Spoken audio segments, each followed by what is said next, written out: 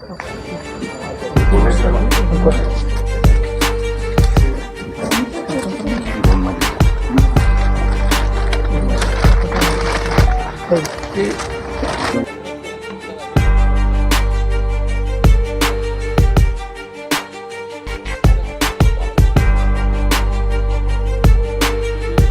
ಅಂತ ಆಗ ಗೊತ್ತಾಯ್ತು. ನಾನೇನು ಯಾವ ಅರ್ಜುನ್ ಹಾಕಿಲ್ಲ, ಯಾವುದು ಇದು ಮಾಡಿಲ್ಲ. ಸರ್, ಹೆಂಗೆ ಅನ್ನಿಸ್ತಾ ಇದೆ ಈಗ 40 ವರ್ಷಗಳ ಕಾಲ ಸುದೀರ್ಘ ಸೇವೆಯನ್ನು ತಾವು KLEಯಲ್ಲಿ ಮಾಡಿದ್ರೆ, ಏನು ಈ ಪ್ರಶಸ್ತಿಯನ್ನು ಯಾವಾಗೋ ಸಿಗಬೇಕಾಗಿತ್ತು, ತಮಗೆ ಲೇಟ್ ಆಯ್ತು ಅಂತೀರಾ ಅಥವಾ ಏನಿಲ್ಲ? ನಾ ಯಾವ ಪ್ರಶಸ್ತಿ ಸಲುವಾಗಿ ಏನಕ್ಕೆ ಕೆಲಸ ಮಾಡೇ ಇಲ್ಲ, ಮಾಡೋ ಪ್ರಶ್ನೆ ಇಲ್ಲ. ನನಗೆ ಸಮಾಧಾನ, ಕೆಲಸ ಮಾಡೋದೊಂದು ಸಮಾಧಾನ ಅದ. ಆ ದೃಷ್ಟಿ 42 ವರ್ಷ ಸತತವಾಗಿ ಈ ಶಿಕ್ಷಣ ಸಂಸ್ಥೆಯನ್ನು ಬೆಳೆಸಲಿಕ್ಕೆ, ರೈತರ ಹಣಕಾಸಿನ ವ್ಯವಸ್ಥೆ ಚಲೋ ಆಗಬೇಕಂತ ತಿಳ್ಕೊಂಡು 42 ವರ್ಷ ನಾನು ಕೆಲಸ ಮಾಡಿದ್ದೀನಿ. ಅದನ್ನು ಇವತ್ತು ಗುರುತಿಸಿದ್ದಾರೆ. ಗುರುತಿಸಿ ಕೊಟ್ಟದ್ದು ನನಗೂ ಮಾನ್ಯ ರಾಷ್ಟ್ರಪತಿಗಳು ಮತ್ತು ದೇಶದ ಕೇಂದ್ರದ ಎಲ್ಲ ಮುಖಂಡರಿಗೆ ನಾನು ಆಭಾರಿ ಇದ್ದೀನಿ. ಸರ್, ಈ ಹಿಂದೆ ಕೂಡ ರಾಜ್ಯೋತ್ಸವ ಪ್ರಶಸ್ತಿ ಘೋಷಣೆ ಮಾಡಿದಾಗ ತಾವು ಹೋಗಿರಲಿಲ್ಲ ತಗೊಳ್ಳಿಕ್ಕೆ. ಸ್ವತಃ ಕುಮಾರಸ್ವಾಮಿ ಅವರೇ ನಿಮ್ಮ ಮನೆ ಬಾಗಿಲಿಗೆ ಬಂದು ಆ ಗೌರವವನ್ನು ಸಲ್ಲಿಸಿದ್ರು ನಿಮಗೆ ರಾಜ್ಯೋತ್ಸವ ಪ್ರಶಸ್ತಿಯನ್ನು. ಹೌದು, ಯಾಕಂದರೆ ನನಗೆ ಹೆಲ್ತ್ ಸರಿ ಇಲ್ಲಾಗಿದ್ದಾಳೆ. ಅದಕ್ಕೆ ಕುಮಾರಸ್ವಾಮಿ ಅವರು ಮುಖ್ಯಮಂತ್ರಿಗಳಿದ್ದರು. ನನ್ನ ಮನೆಗೆ ಬಂದು ನಾನು ಹೋಗಲಿಕ್ಕೆ ಆಗಲಿಲ್ಲ. ನನ್ನ ಮನೆಗೆ ಬಂದು ಆ ಪ್ರಶಸ್ತಿಯನ್ನು ಕೊಟ್ಟದ್ದು ಇದು ಐತಿಹಾಸಿಕ ಉದಾಹರಣೆ ಅದ. ಸರ್, ಈಗ ಪ್ರಶಸ್ತಿ ಅಂತೂ ಸಿಕ್ಕಿದೆ. ಈ ಪ್ರಶಸ್ತಿಯನ್ನು ಯಾರಿಗೆ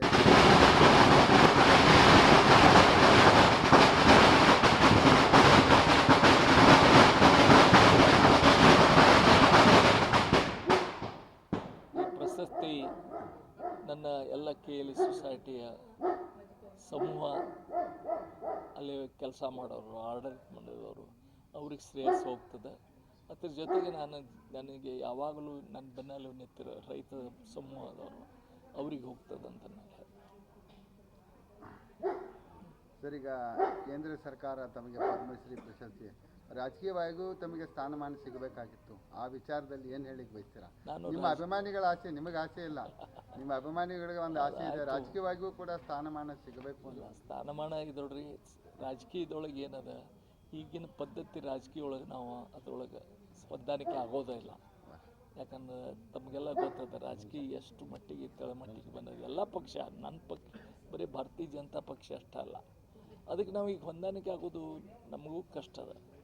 ಅದಕ್ಕೆ ಜನರ ಸೇವೆ ಎಷ್ಟಾಗ್ತದೆ, ಸೇವೆ ಮಾಡ್ಕೋತ ನನ್ನ ಇಡೀ ಜೀವನ ಎಲ್ಲ ಕಳೆದು ಇದು ಮಾತ್ರ ಅಗದಿ 40 ವರ್ಷಗಳ ಕಾಲ ಸರ ಮನೆ ಬಿಟ್ಟು, ಅಂದರೆ ಕುಟುಂಬಕ್ಕೆ ಟೈಮ್ ಕೊಡಲಾಗೆ ಸಂಸ್ಥೆ ಕೊಟ್ಟರೆ, ಆ ಮೂಲಕ ಉತ್ತರ ಕರ್ನಾಟಕದಲ್ಲಿ ಏನು ಶಿಕ್ಷಣದಿಂದ ವಂಚಿತರಾಗಿದ್ರು ಅವ್ರಿಗೆಲ್ಲರೂ ಕೂಡ ಶಿಕ್ಷಣ ಸಿಗುವಂಗೆ ಮಾಡಿದ್ರಿ. ಹೌದು, ಮತ್ತು ಮಾಡಿ ಅದಕ್ಕೆ ಇವತ್ತು ನನಗೆ ಭಾಳ ಖುಷಿ ಅದ. ರೈತರ ಮಕ್ಕಳು, ರೈತರ ಹೆಣ್ಮಕ್ಳು ಇವತ್ತು ಡಾಕ್ಟರ್ ಆಗಿದ್ದಾರೆ, ಡಾಕ್ಟರ್ ಆಗ್ತಾ ಇದ್ದಾರೆ, ಇಂಜಿನಿಯರ್ ಆಗಿದ್ದಾರೆ, ಇಂಜಿನಿಯರು ಆಗ್ತಾ ಇದ್ದಾರೆ. ಅಗದಿ ಒಬ್ಬ ಚಿಕಿತ್ತ ಅಗದಿ ಸಣ್ಣ ಕೂಲಿ ಮಾಡೋ ಮಗಳು ಇವತ್ತು ಇಂಜಿನಿಯರಿಂಗ್ ಆಗಿದ್ದಾಳೆ. ಅವಳು ಕೆನಡಾದಾಗಿದ್ದಾಳೆ. ಅದಕ್ಕೆ ಅದು ಖುಷಿಯಾದಾಗಿ ಅಂಥ ಬಡವರ ಜನರ ಅವ್ರ ಮಕ್ಕಳು ವಿದ್ಯಾಭ್ಯಾಸ ಓದಿ ಅದರಿಂದ ಇಡೀ ಕುಟುಂಬದ ಆರ್ಥಿಕ ಪರಿಸ್ಥಿತಿ ಚಲೋ ಆಗಿದೆ. ಮನೆ ಇಲ್ಲಾಗಿತ್ತು ಅಂತ ಅವಳ ಮಗಳು ಮನೆ ಕಟ್ಟಿಕೊಟ್ರು ತಂದೆ ತಾಯಿಗೆ. ಇದೇ ಖುಷಿ ನಮಗೆ. ಸರಿಗ ನೀವು ಕಟ್ಟಿದಂಥ ಸಂಸ್ಥೆಗಳು ಈಗ ಇಡೀ ಜಗತ್ತಿನ ಮೂಲೆಯಲ್ಲಿಯೂ ಕೂಡ ನಿಮ್ಮ ಅಂಗಸಂಸ್ಥೆಗಳಿದ್ದಾವೆ. ನಿಮ್ಮ ಸಂಸ್ಥೆಗಳಲ್ಲಿ ಕಲ್ತಂಥವರು ಇಡೀ ಜಗತ್ತಿನಾದ್ಯಂತ ಇರ್ತಾರೆ. ಈಗ ಮುಂದೆ ಈ ಸಂಸ್ಥೆ ಮೂಲಕ ಯಾವ ರೀತಿಯ ಮತ್ತೆ ಸೇವೆ ಮಾಡಬೇಕನ್ನುವಂಥದ್ದು ಆಸೆ ಇದೆ? ಅಲ್ಲ, ಎಲ್ಲೆಲ್ಲಿ ಅನ್ಯಾಯ ಇನ್ನೂ ಸಂಸ್ಥೆ ಯಾವ್ಯಾವ ಭಾಗದಲ್ಲಿಲ್ಲ ಅಥವಾ ಯಾವುದು ವಿಷಯದಲ್ಲಿ ಶಿಕ್ಷಣ ಕೊಡೋ ವಿಷಯ ಇಲ್ಲ, ಅವತ್ತನ್ನು ಮುಂದುವರಿಸ್ಬೇಕಂತ ನನ್ನ ವಿಚಾರ ಅದ. ಇವತ್ತು ನಾ ಶಿಕ್ಷಣ ಸಂಸ್ಥೆಯಲ್ಲಿ ನಿನ್ನೆ ಇಲೆಕ್ಷನ್ ಆದರೆ ನಾನು ನೆತ್ತಿಲ್ಲ ಅದಕ್ಕೆ. ಯಾಕಂದರೆ 42 ವರ್ಷ ಆಯಿತು, ನಾನು 78 ವರ್ಷ ಈಗ ಮುಗಿತಾ ಇದ್ದಾವೆ. ಯುವಕರಿಗೆ ಬಿಟ್ಟುಕೊಟ್ಟಿದ್ದೀವಿ, ಯುವಕರೆಲ್ಲ ಇನ್ನು ಮುಂದೆ ಅದು ಒರೆಸ್ಬೇಕಂತ.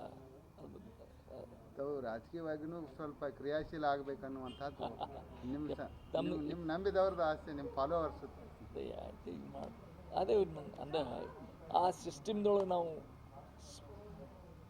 ಅದನ್ನು ಕೂಡ್ರಲ್ಲ ಈಗಿನ ರಾಜಕೀಯ ಸಿಸ್ಟಮ್ದೊಳಗೆ. ಕೊನೆಯದಾಗಿ ಪ್ರಶಸ್ತಿ ಅಂತೂ ಬಂದಿದೆ. ಏನು ನಿಮ್ಮ ಅಭಿಮಾನಿಗಳಿಗೆ, ನಿಮ್ಮ ಫಾಲೋವರ್ಸ್ಗಳಿಗೆ ಮತ್ತು ನಿಮ್ಮ ಜೊತೆ ನಿಂತು ಕೆಲಸ ಮಾಡಿದವ್ರಿಗೆ ಏನು ಹೇಳಬೇಕು? ಇಲ್ಲ ಅವು ಈಗ ಇಷ್ಟೆಲ್ಲ ಕೊಟ್ಟದ್ದು ಬರೀ ನಾನು ವೈಯಕ್ತಿಕ ಅಲ್ಲ, ನನ್ನ ಹಿನ್ನೆಲೆ ಎಲ್ಲ ಜನರು ಸಂಸ್ಥೆ ಕೇಲಿ ಸೊಸೈಟಿ ಸಂಸ್ಥೆ ಜನರು ಇರ್ಬೋದು, ಕೆಲಸ ಮಾಡೋ ಕುಟುಂಬದವ್ರು ಇರ್ಬೋದು, ಅವ್ರಿಗೆಲ್ಲರಿಗೂ ಇದು ಅವ್ರಿಗೆ ಹೋಗ್ತದೆ, ನಾನು ಕಾರಣೀಭೂತ ಅಷ್ಟೇ.